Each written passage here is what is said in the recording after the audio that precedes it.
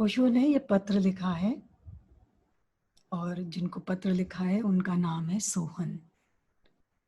बड़ी प्यारी महिला है, अब नहीं है शरीर में, और ओशो ने उन्हें अपनी बहन माना और जब भी ओशो पूना आते थे तो उनके घर पे रुकते थे। और ये उनको एक संदेश लिखा है जो मैं आपको पढ़कर सुना रही हूँ। धूप घनी हो गई है और मैं एक वृक्ष की छाया में बैठा हूँ। मैं अकेला हूँ और आकाश में उड़ते बादलों को देख रहा हूँ। बादलों की भांति ही बेजड़ विचार होते हैं और जैसे बादल आकाश को घेर लेते हैं ऐसे ही विचार आत्मा को। बादलों के हटते ही आकाश के दर्शन होते हैं और विचारों के हटते ही आत्मा के। और विचार शून्य हो स्वयं को जानना ही आनंद है। जब कोई इस भांति स्वयं में स्थित होता है तभी आनंद को उपलब्ध होता है। जिन्हें आनंद खोजना हो उन्हें निर्विचार को खोजना होता है।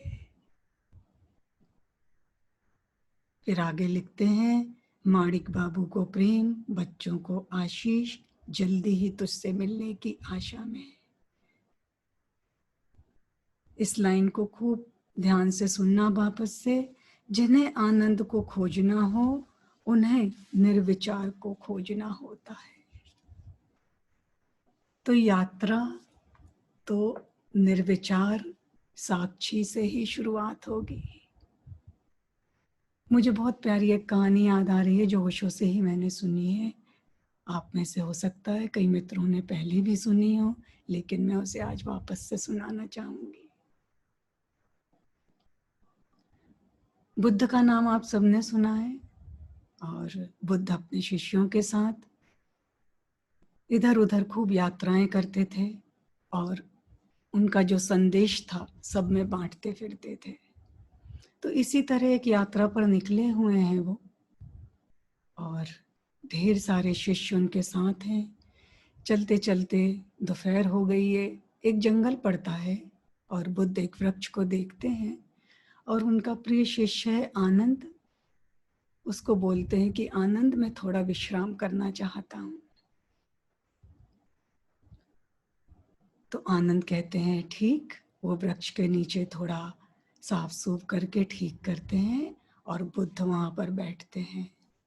फिर बुद्ध आनंद को बोलते हैं कि आनंद, मुझे प्यास लगी है, मुझे पानी पीना है, तो तुम पानी ले आओ। और बुद्ध से कहते हैं कि आनंद, अभी जब हम चल के आ रहे थे तो पीछे हमने कोई एक झरना छोड़ा है, तुम जाओ और उसी झरने का पानी लेके आ जाओ। तो आनंद कहता है ठीक, आप फिक्र ना करें, मैं पानी ले आता हूँ। बुद्ध से वापस से कहते हैं कि नहीं आनंद, तुम उसी झरने पर वापस जाना और पानी लेकर आना। आनंद कहते हैं ठीक। आनंद वापस जाते हैं उस झरने के पास और देखते हैं कि वे झरने का पानी अभी पीने लायक नहीं है, क्योंकि इतने सारे लोग निकले हैं वहां से, अभी अभी सब निकल के आए हैं और पानी के ऊपर झरने के सूखे पत्ते हैं, थोड़ी मिट्टी है, वो आ गई है। अब गुरु ने कहा इस झरने का पानी लेके आना, तो आनंद वापस से बुद्ध के पास जाते हैं और उनसे कहते हैं कि भगवान, वो पानी तो पीने जैसा नहीं है, मैं पानी कहीं और से ले आता हूँ। तो बुद्ध उन्हें वापस से कहते हैं कि नहीं आनंद, तुम उसी झरने पे जाओ और वहीं का पानी लेके आओ, थोड़ी देर इंतजार करना और पानी लेते आना। तो आनंद जाते हैं और फिर देखते हैं कि झरने का पानी तो पीने जैसा नहीं है। फिर वहां बैठ जाते हैं और सोचते हैं कि ये तो अजीब सी विडंबना है, पानी कहीं और से भी लाया जा सकता था, लेकिन फिर भी क्योंकि बुद्ध ने कहा है पानी वहां से लाना है, तो वहीं वे इंतजार करते हैं। आनंद बैठते हैं, बैठे बैठे देखते हैं कि धीरे धीरे वे सूखे पत्ते अपने आप सतह पे बैठने लगे, मिट्टी साफ होने लगी है और पानी पीने जैसा होने लगा है। तो आनंद पानी भरते हैं और बुद्ध के पास ले आते हैं। बुद्ध पानी पीते हैं और आनंद से पूछते हैं कि आनंद, इस घटना से आज तुमने क्या सीखा? तो आनंद ने उनसे कहा कि सच में तो मुझे ऐसा लगा कि ये फालतू के ही चक्कर लग रहे हैं, पानी पीना था तो कहीं से भी आ सकता था। लेकिन बुद्ध कहते हैं, नहीं आनंद, मैं तुम्हें जीवन भर के लिए कुछ एक सूत्र देना चाहता था, इसीलिए आज मैंने ये किया। इसी तरह हमारे मन के विचार हैं, विचार चलते रहते हैं, चलते रहते हैं। सिर्फ हमें क्या करना है? शांत अवस्था में बैठ के उन्हें देखते जाना है। जिस तरह उस झरने में सूखे पत्ते और मट्टी सब सतह पे बैठ गई थी, इसी तरह एक दिन हमारे विचार भी सब सतह पर बैठ जाएंगे और हम बिल्कुल एक निर्विचार अवस्था को उपलब्ध हो जाएंगे। तो हम सबको भी यही करना है। हमें उसके साथ कोई ऊहापोह नहीं है करनी है। बस थोड़ा टाइम निकालना है कि रोज बस हम उन विचारों को बैठें, किसी भी उधेड़ बुन के बिना, किसी भी सोच विचार के बिना, बस उन्हें देखते चलो, देखते चलो, देखते चलो। और एक दिन वह निर्विचार अवस्था उपलब्ध होती है। और मैं आप सबको इस बात का आश्वासन देना चाहती हूँ कि हाँ, वह होती है। तो सबको खूब एक बार प्यार और इस दिशा में कदम आगे बढ़ाएं। बाबा जिस तरह से बताते चल रहे हैं, एक के बाद एक जो हमने श्रृंखला की शुरुआत करी है, बस उसको चलते चलो और करते चलो और फिर आनंद ही आनंद है। ठीक, बाबा से आग्रह करूंगी कि आगे कुछ इसको लें और फिर मिलते हैं। माँ ने जो कहानी कही, हम सब ने ध्यान कार्यक्रम में यह कहानी बहुत बार सुनी है कि आनंद ने इस घटना से क्या सीखा। शांत होकर एक प्रतीक्षा, और धीरे धीरे जो कीचड़ है वो सब बैठने लगती है। जैसे पानी में कीचड़ बैठ जाता है, मिट्टी अलग, साफ पानी बिल्कुल अलग उपलब्ध हो जाता है। ठीक उसी तरह से हमारे मन के जितने विचार हैं, जितनी उहापोह है, जितनी दौड़ है, बस शांत बैठने से, निष्पक्ष भाव से, बिना कहे कि ये विचार अच्छे, बिना कहे कि ये विचार बुरे, धीरे धीरे सब विचार शांत होने लगते हैं। और जो भी ध्यान के मार्ग पर चल रहा है, ये समस्या हर किसी को सताने लगती है। सबसे पहली समस्या आती है कि शरीर शांत नहीं होता, शरीर शांत नहीं बैठता। शरीर कैसे शांत हो? और जब शरीर सधने लगे, शरीर शांत होने लगे, आसन बनने लगे, फिर एक दूसरी समस्या आ घेरती है कि अब शरीर तो शांत बैठा है लेकिन मन शांत नहीं हो रहा, विचार बहुत दौड़ रहे हैं, मन यहाँ वहां भटक रहा है। अब करें तो करें क्या? सच पूछो तो कुछ करना नहीं है, सब करने से मुक्त हो जाना ही कुंजी है। कैसे हो? प्रैक्टिकली इसे हम कैसे समझें, उसके ऊपर आज सारी चर्चा हम करेंगे। इससे पहले कि मन कैसे शांत हो पूरी तरह से, थोड़ी सी चर्चा शरीर के संबंध में भी मैं करना चाहता हूं कि शरीर शांत होगा तो मन के शांत होने में आसानी होगी। और बिल्कुल इसका उल्टा भी सही है कि मन जितना शांत होगा उतना शरीर के शांत होने में भी सरलता होगी, आसानी होगी। तो शरीर को शांत करने के लिए एक उपाय हर सत्संग में ध्यान के पहले हम लोग कर रहे हैं। आपने नोटिस किया होगा, गुरु वंदना से हम शुरुआत करते हैं, लेकिन गुरु वंदना के ठीक बाद एक छोटा सा हिस्सा जिसे हमने नाचने कूदने कसरत के लिए व्यायाम के लिए थोड़ा अपनी ही जगह पे खड़े खड़े जॉगिंग करना या कूद लेना और जिन्हें भाए नाच लेना, उसके लिए हमने समय दिया कुछ एक मिनट। यह जो दौड़ कूद, यह जो उछलना या नाचना जो है, ये शरीर में जो हमारे तनाव जमा हो जाते हैं, शरीर में जो एक बेचैनी इकट्ठी हो जाती है, इस मूवमेंट के साथ, कॉन्शियस मूवमेंट के साथ वे तनाव थोड़े विदा होते हैं। थोड़ी कसरत कर रखी है, थोड़ा नाच कूद लिए। आप जानते हो भली भांति कि छोटे बच्चों को भी अगर अच्छे से कसरत करा दो, उन्हें खूब नाचने कूदने दो, उसके बाद वे भी शांत हो जाते हैं। तो हमारा क्या, हमारे पास तो बच्चों जैसा फिजिकल स्टेमिना भी नहीं होता। थोड़ा कूदे, थोड़ा नाचे, थोड़ा खेले, और जब आंख बंद करके बैठो, अब शरीर की बेचैनी थोड़ी थोड़ी कम होने लगती है। दो उपाय करने होंगे, शरीर के साथ भी और मन के साथ भी।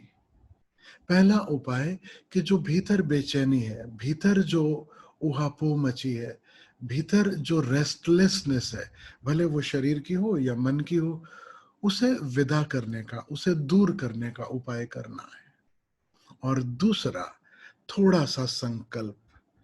शरीर चाहेगा हिलना डुलना, शरीर चाहेगा कि चलो थोड़े बाल संवार लूं, थोड़ा माथे पे खुजा लूं, थोड़ा यहाँ कुछ लग रहा है, थोड़ा कहीं और, कहीं चींटी रेंग रही है, कुछ ना कुछ बहाना करेगा। उस समय थोड़ा सा संकल्प चाहिए कि ठीक जो भी हो रहा है, अब कोई सांप बिच्छू तो नहीं चढ़ रहा। अगर थोड़ा सा बाल आगे आ गए कि थोड़ी सी चींटी रेंग गई, कोई बात नहीं, थोड़ी देर बाद हटा लेंगे। थोड़ी एक शांत मौन प्रतीक्षा, संकल्प के साथ। संकल्प कैसा कि हाँ, थोड़ी देर रुको, अभी ये मेरे शांत और मौन बैठने का समय है। I will look after you, I will tend to you. और अगर बहुत समस्या है तो I will still take care of you. अपने शरीर को मनाना होगा, और ठीक इसी तरह से जैसे शरीर को मनाना है, वैसे ही मन को भी मनाना होगा। कैसे ये सब होगा? शरीर के तल पर व्यायाम, नाच लेना, कूद लेना, और यह केवल शरीर के तल पर नहीं, मन के तल पर भी असर करता है। मन में अगर कुछ यहाँ वहां के विचार चल रहे हैं, अगर आप सच में उस समय संगीत के साथ नाचने लगो, अगर सच में उस समय आप संगीत के साथ झूमने लगो, थोड़ा छोटे बच्चों जैसे हो जाओ, कूदने लगो, हाथ पांव इधर उधर फेंकने लगो, तो आप पाओगे कि मन जो यहाँ वहां भटक रहा था, वो वहां भटकने से अभी और इस क्षण में, इस नृत्य में, इस कूदने में, इस नाचने में शामिल हो गया। अब मन के भटकने के लिए बहुत जगह नहीं रहेगी। तो नाचना कूदना सरल है। फिर इसके अलावा आज एक छोटा सा प्रयोग हम लोग और सीखेंगे, जिन्होंने पहले भी किया है साथ में, उनके लिए और सरल हो जाएगा। जिब्रिश। जब्बार नाम के एक सूफी फकीर हुए, उन्होंने यह पद्धति दी। वो जो भी बोलते, वो ऐसा बोलते कि किसी को कुछ समझ में नहीं आता, इस भांति बोलते कि वो किसी भी भाषा का हिस्सा नहीं है। और ओशो ने कहा कि यह जब्बार नाम के सूफी फकीर का जो बोलना है, यह पूरी की पूरी ध्यान पद्धति है अपने आप में। अगर हम भी कुछ समय निकालकर कॉन्शियसली, खूब होश से भरे, अनर्गल कुछ भी बड़बड़ाएं, सच पूछो तो ऐसे भी हम बेहोशी में बड़बड़ा ही रहे। शब्द बनते हैं, जरूर बनते हैं, लेकिन वह भी करीब करीब बस बड़बड़ाने जैसा ही है। 24 घंटे में हम जितनी बातें करते हैं, अगर उस पर गौर किया जाए, सारी बातों में से 90-95% तो फिजूल की बातें हैं। जरूरी बात तो बहुत कम है। यहाँ की बात, वहाँ की बात, उसके यहाँ क्या चल रहा, उसके वहाँ क्या चल रहा, मुझे ऐसा लगा, मुझे ऐसा लगता है, मैंने ऐसा सोचा, इत्यादि इत्यादि। बस फिजूल की बातें जिनका कोई ज्यादा अर्थ नहीं है जीवन में। उस बड़बड़ाने की जगह ओशो सुझाव देते हैं कि पहला, होश, होश पूर्वक जानबूझकर इस तरह से बड़बड़ाना कि कोई शब्द ना बने, पहली बात। और सिर्फ शब्द नहीं, उस अनर्गल बड़बड़ाने में जिसमें कोई सेंस नहीं है, नॉन सेंसिकल टॉक जो है, उसके साथ साथ शरीर को भी शामिल कर लेना। अंदर अगर कोई भावावेग दबे पड़े हैं, कहीं कोई उदासी है, कहीं कोई प्रसन्नता का भाव है, कहीं कुछ जिसमें भी मन उलझा है, उस सब को वो शरीर की मूवमेंट के साथ प्रकट कर लेना। उदाहरण के लिए, जैसे अगर गुस्सा आया तो हवा में ही पंच कर लेना। अब उससे क्या होगा, अपने भीतर जो चल रहा है उसे एक एक्सप्रेशन मिल गया, और ऐसा एक्सप्रेशन मिला जिससे दूसरे किसी और का नुकसान भी नहीं। एक्सप्रेशन भी मिल गया, और जब एक्सप्रेशन मिल जाता है, जब हम अपने दिल की भड़ास, अपने मन की भड़ास, अपने शरीर की बेचैनी को प्रकट कर लेते हैं, उसके बाद शांत होना, मौन बैठना और ज्यादा सरल हो जाता है। तो एक तो एक्टिविटी के लेवल पर हमें उपाय करना होगा, और दूसरा एक्टिविटी के अलावा मौन कैसे होना, शांत कैसे होना, और जब विचार चल रहे हैं उनके साथ कैसे डील करना, वह हमें सीखना होगा। और वो प्रैक्टिकली हमें अपने जीवन में उसे उतारना होगा। साधारणतः तो हमें यह भी नहीं पता चलता कि हमारे बहुत विचार चल रहे हैं। सच पूछो तो जब कोई व्यक्ति ध्यान करना शुरू करता है, उसके बाद ही उसे पता चलता है कि भीतर कितने विचार भरे हैं। जब तक ध्यान नहीं, हम विचारों में इतना व्यस्त है, इतना उलझे हैं कि विचार चल रहे हैं ये पता भी नहीं चलता। हम जो सपना देख रहे हैं, दिन में खुली आंख से जो सपने देखते हैं, उसमें जो हमारा उलझाव है वह हमें यह भी नहीं जानने देता कि यह स्वप्न चल रहा है। उलझाव से कैसे मुक्त हो, दिन में चल रहे सपनों से कैसे मुक्त हो, खुली आंख से चलने वाले सपनों से कैसे मुक्त हो। विचार क्या है? खुली आंख के सपने, यहाँ का विचार, वहां का विचार। शरीर तो यही है, लेकिन विचारों में हम कहीं भी पहुंच जाते हैं, कहीं भी चले जाते हैं, ठीक सपने की भांति। शरीर सोया है, लेकिन आप सपने में कहीं भी घूम आते हो। सच पूछो तो ये विचारों का जो चलना है, मन की जो दौड़ है, जब भी कभी मैं इसकी चर्चा करता हूँ किसी के साथ, तो मुझे एक सिंगर हैं पुराने, बहुत दिनों से उनके संबंध में कुछ सुना नहीं है, तो उन्हीं की याद आती है, बाबा सहगल। आपने भी कभी उनका गीत सुना होगा, बहुत फेमस हुआ गीत किसी समय में, आजा मेरी गाड़ी में बैठ जा, लॉन्ग ड्राइव जाएंगे, गाना बजाना खाना पीना गाड़ी में होगा सनम, ऐसा कुछ तो उस गीत की पंक्तियां हैं। ये जो मन की उहापोह है, ये जो विचारों की जो प्रवृत्ति है, ये बिल्कुल बाबा सहगल के गीत के जैसी है। हर विचार आकर कहता है कि आजा मेरी गाड़ी में बैठ जा, और लॉन्ग ड्राइव जाएंगे, क्योंकि विचारों की श्रृंखला है। एक विचार पर बात समाप्त नहीं होती, एक विचार के बाद दूसरा, दूसरे से तीसरा, एक कड़ी बन जाती है। कुछ भी विचार आया, समझो मैंने आज व्हाइट कलर का रोब पहना है, तो सफेद जैसे ही हम देखें, सफेद से कुछ और सफेद ख्याल में आ जाएगा, जैसे कि हंस या बगुला या दूध या बर्फ जो पहाड़ों पर गिरी हुई, जो भी ख्याल आएगा। मान लीजिए कि पहाड़ों पर गिरी बर्फ ख्याल आ गई, तो ख्याल आ जाएगा स्विट्जरलैंड का, एल्प्स का, कि वहां घूमने जाना है कभी ना कभी। और जैसे ही स्विट्जरलैंड का ख्याल आएगा तो स्विस चॉकलेट का ख्याल आ सकता है। स्विस चॉकलेट से ख्याल में आ जाएगा कि चॉकलेट ना सही, गुलाब जामुन सही, वही मिल जाते तो अच्छा होता। गुलाब जामुन से ख्याल आ जाएगा वो हलवाई जिसके गुलाब जामुन आपको प्रिय है, हलवाई से याद आ जाएगा कि मीठे से डायबिटीज भी हो सकती है, डायबिटीज से कोई पहचान का डॉक्टर याद आ जाएगा। ये जो श्रृंखला है निरंतर, बस बिना सिर पैर के विचार यहां से वहां, वहां से वहां डोलते चले जाते हैं। लॉन्ग ड्राइव,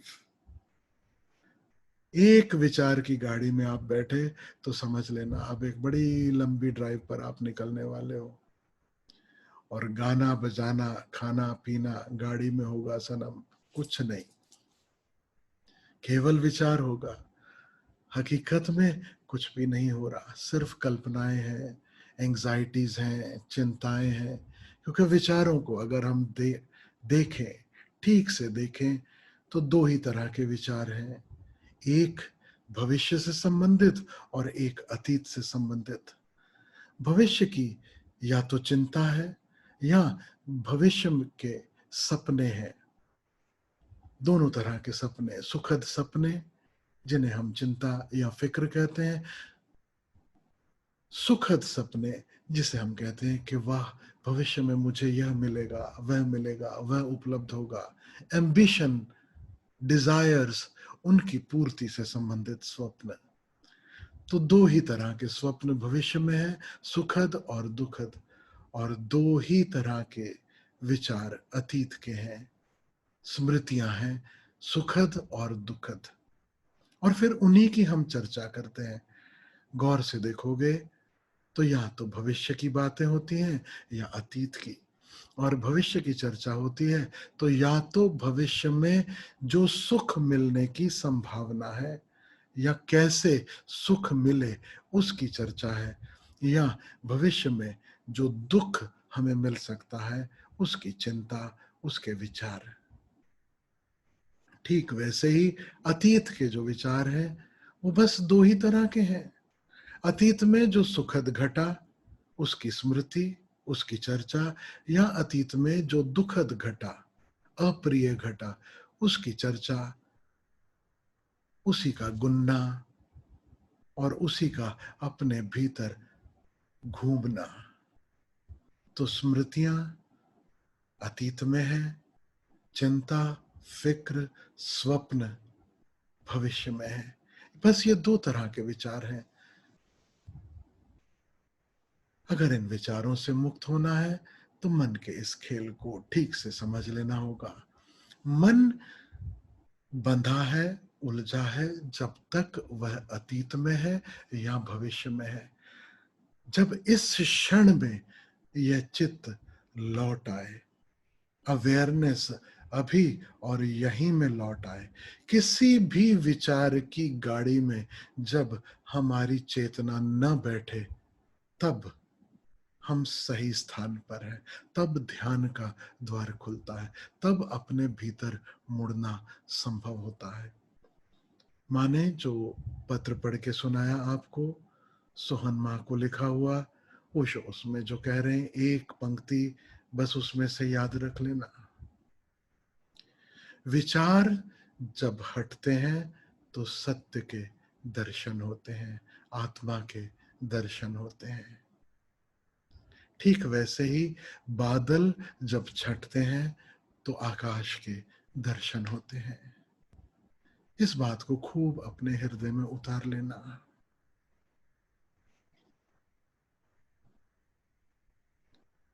मुझे याद आ गई एक ज़ेन स्टोरी। एक ज़ेन मास्टर थे और एक भिक्षु था, उनका शिष्य। उस शिष्य ने कहा कि बहुत समय हो गया साधना करते, लेकिन आत्मा के दर्शन नहीं हो रहे।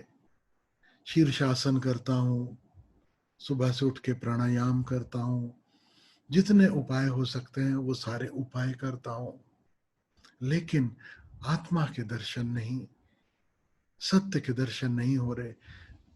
क्या भूल हो रही है, कैसी भूल हो रही है? तो गुरु ने कहा चलो इस बात पे जो चर्चा होगी हम अंदर बंद कमरे में बैठकर नहीं करते, बाहर चलते हैं खुले आकाश में। आज फुल मून भी है तो वहीं पर चर्चा करेंगे। तो पूर्णिमा की रात गुरु अपने शिष्य को बाहर ले गया। और बाहर जैसे कि पुरानी मोनेस्ट्रीज, एक बहुत बड़ा टब कहीं रखा हुआ था पानी का, पानी की टंकी समझ लो। तो उस पानी की टंकी में शिष्य को ले गए और देखा, देखो क्या इसमें तुम्हें चांद दिखाई दे रहा है? तो शिष्य ने झांका उस टांकी में और कहा, हाँ बिल्कुल दिखाई दे रहा है। और फिर गुरु ने एक पत्थर उठाया, उस टांकी में फेंक दिया। उस पत्थर के फेंकने से बहुत सी लहरें उत्पन्न हुई और गुरु ने पूछा कि बताओ, क्या अब चांद दिखाई दे रहा है? तो शिष्य ने कहा कि नहीं, अब तो चांद खो गया, चांद का कुछ पता भी नहीं पड़ रहा। अब तो सिर्फ लहरें दिखाई दे रही हैं, अब तो सिर्फ जो उथल पुथल आपने कंकर फेंक के इस टांकी में मचा दी है, बस सिर्फ वही उथल पुथल दिखाई दे रही है। तो गुरु ने कहा, ठीक, अब तुम यहीं बैठो, प्रतीक्षा करो, मैं विश्राम करने जा रहा हूं। जब तुम्हें बात समझ में आए तो आना मेरे कक्ष में और मुझे रिपोर्ट करना। वो शिष्य वहीं बैठा रहा, चांद दिखाई नहीं दे रहा, क्या करूं? फिर से एक कंकर फेंका, फिर से कुछ उपाय किया, शीर्षासन भी किया, प्राणायाम भी किया, लेकिन कोई फर्क नहीं पड़ा। हाँ, वक्त के साथ साथ उस पानी की टंकी के किनारे बैठे बैठे धीरे धीरे धीरे धीरे धीरे धीरे लहरें जब शांत हुई, वापस चांद प्रकट हुआ। शिष्य ने गुरु का दरवाजा खटखटाया और जब बताने गया तो गुरु हंसता है और पूछता, अच्छा एक बात बताओ, चांद दिखा? बोले हाँ दिखा।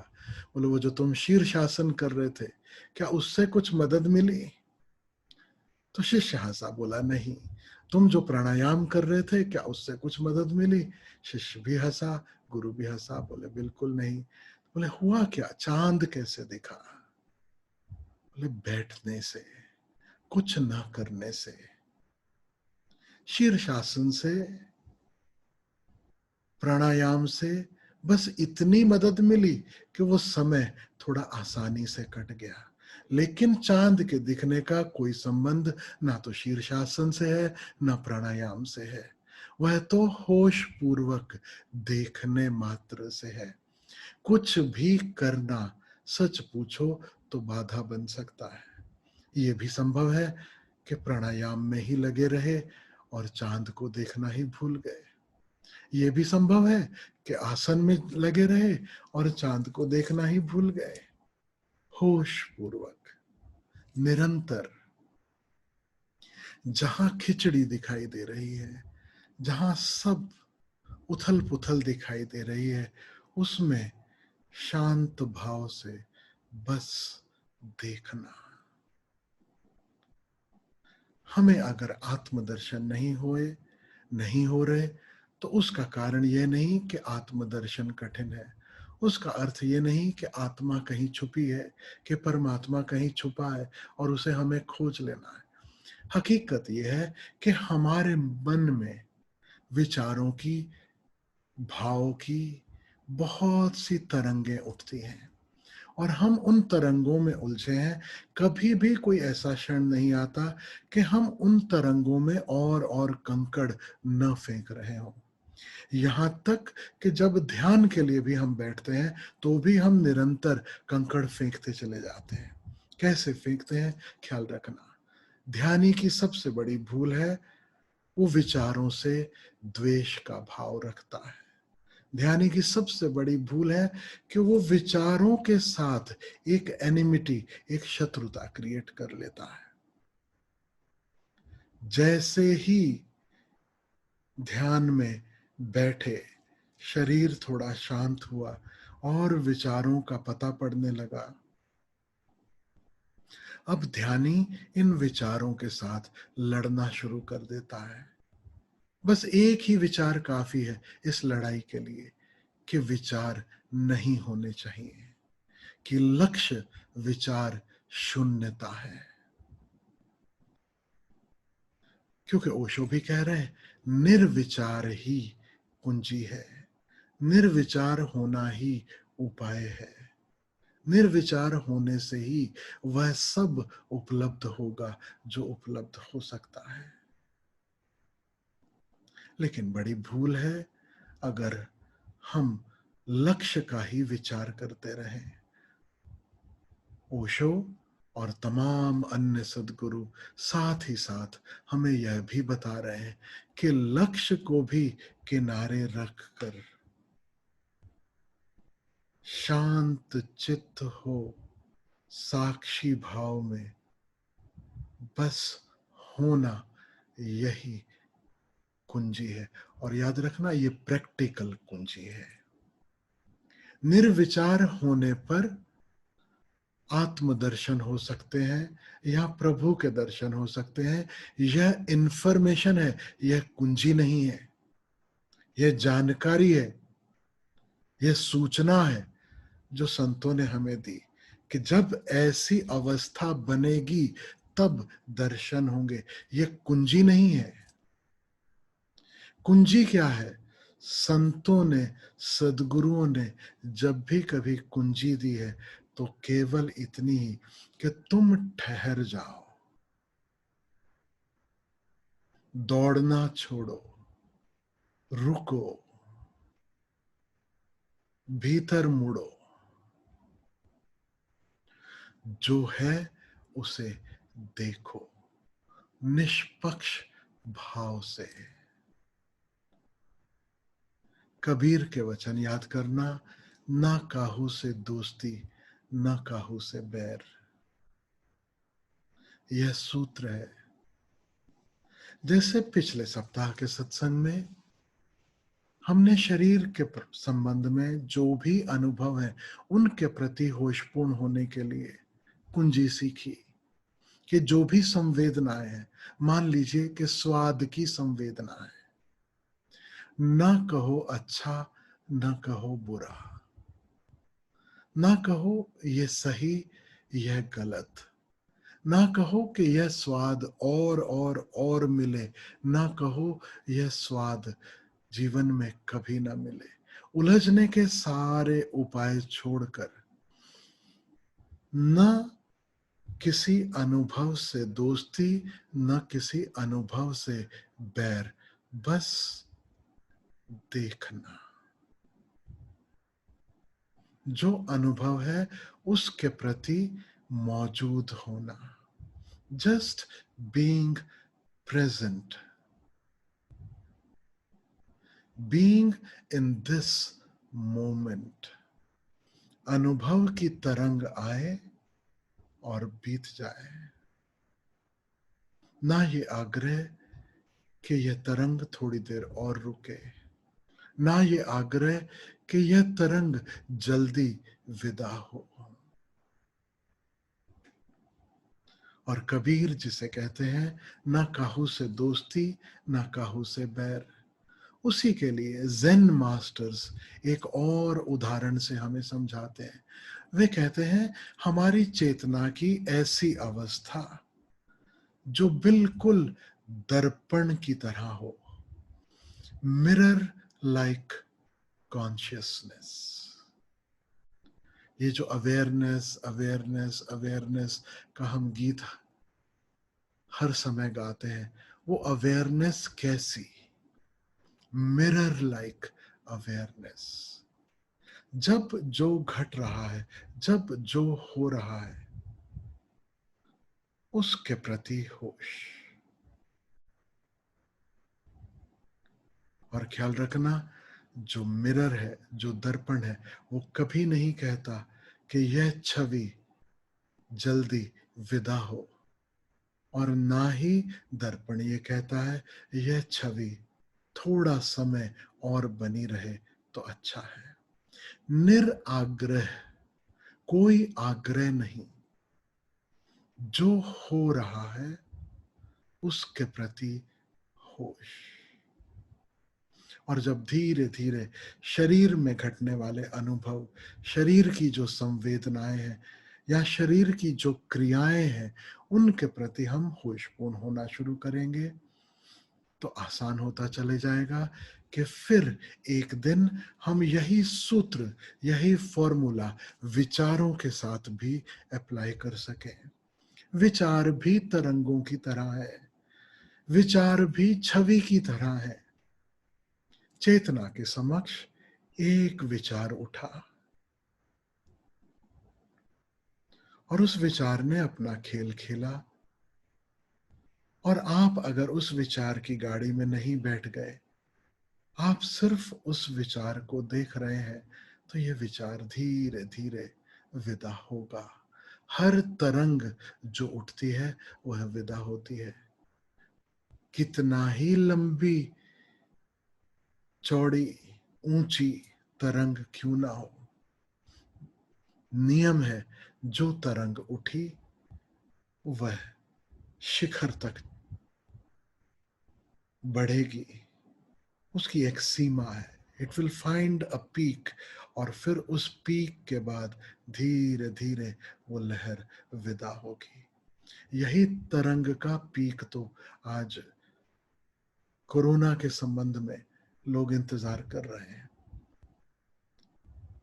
कोई महामारी, कोई समस्या, कोई तरंग, कोई अनुभव सदा के लिए नहीं है। एवरीथिंग कम्स टू पास। तरंग उठी और धीरे धीरे विदा हुई। तो विचारों के साथ भी यही फॉर्मूला। देखो, विचार उठा और बिना विचार को कहे कि यह विचार अच्छा या बुरा, हम पाते हैं वह विचार हवा हो गया, वह विचार अपने आप दूर हो गया। हाँ, शुरू में ये छवियां, ये तरंगे निरंतर बहती रहती हैं, निरंतर बहती रहती हैं। क्यों? क्योंकि हमारे मन का यह स्वभाव हो गया है, बन गया है। कैसे बना वो भी मैं आपसे कहता हूं। थोड़ा सा उसके पीछे का साइंस समझ लेंगे तो आसान हो जाएगी अंतर यात्रा। मन कब आंदोलित होता है? जब कोई अनुभव होता है। बिना अनुभव के मन आंदोलित नहीं होता। एक अनुभव हुआ, समझे, गुलाब जामुन आपने चखा, गुलाब जामुन का चखना, उसका जो स्वाद है, यह क्या है? अनुभव। अनुभव हुआ, अब मन ने उसका विश्लेषण किया। मन परमात्मा ने हमें दिया ही इसलिए कि वह जो हो रहा है उसका विश्लेषण कर सके, एनालिसिस कर सके, क्या हमारे लिए सही है, क्या हमारे लिए गलत है, उसकी खोज कर सके और वह प्रस्तुत करे, वह हमें अलाउ करे जो हमारे लिए शुभ है। लेकिन हम भूल गए कि मन हमारा एक मैनेजर था, एक नौकर था। धीरे धीरे मन ही मालिक बन गया और मन के चलाए निरंतर हम चलते चले जाते हैं। देखो, गुलाब जामुन का स्वाद मन ने एनालाइज किया, ठीक से निरीक्षण किया कि ये क्या है, कैसा है, और तय कर लिया कि यह स्वाद अच्छा है। अब गुलाब जामुन चला गया, स्वाद चला गया, आप शांत होकर बैठे हो। एक दिन बीता, 2 दिन बीते, अचानक मन को पास्ट का यह अनुभव याद आ गया, गुलाब जामुन का स्वाद। और जैसे ही स्वाद याद आया, साथ ही साथ यह भी याद आ गया कि यह अच्छा था। अब मन एक कदम और उठा लेता है, अच्छा था, let us repeat this experience. चलो इस अनुभव को दोहराते हैं फिर से। गुलाब जामुन का इंतजाम करते हैं। ये विज्ञान है हमारी दौड़ का। पास्ट के जितने सुखद अनुभव हैं उन्हें और हम बढ़ाना चाहते हैं। हम यानी हमारा मन उन्हें रिपीट करना चाहता है। और रेपिटिशन में मन बड़ा समझदार है, उसे पता है रेपिटिशन में मन बोर होने लगता है। अब उसे उससे बड़ा अनुभव चाहिए, उससे बेहतर अनुभव चाहिए। अब छोटी तरंग से काम नहीं चलेगा, अब और बड़ी तरंग चाहिए। तो छोटी तरंगों से बड़ी तरंगों की तरफ मन दौड़ता है। छोटे अनुभवों से बड़े बड़े अनुभव, मोर एंड मोर थ्रिल। अब यह मन निरंतर खोजता है। और यही तो दौड़ है संसार की। संसार की दौड़ और कुछ भी नहीं, सिर्फ और मीठा और सुखद अनुभव और बड़ा अनुभव कैसे हो, यही संसार है। इसके सिवा कोई दूसरा संसार नहीं है।